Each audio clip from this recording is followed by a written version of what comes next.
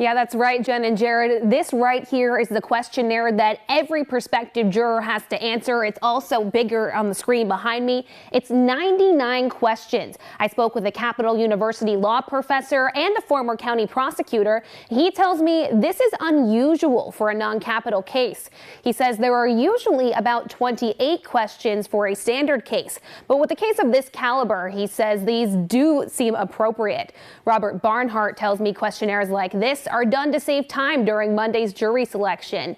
It asks specifics about the potential jurors' thoughts on things like Black Lives Matter, Blue Lives Matter, and if they have any personal connections to Casey Goodson Jr. or Jason Meade.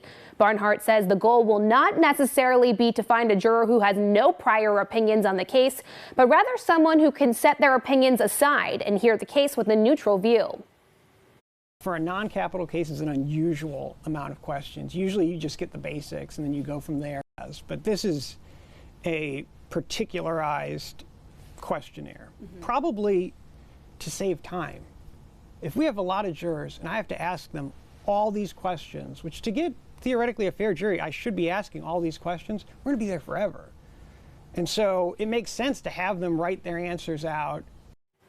Barnhart tells me the biggest challenge for the judge will be getting that perfect amount of people. He says the biggest challenge for the parties is that they do not get to handpick the jury. They just have to say why or why not that person. Jared?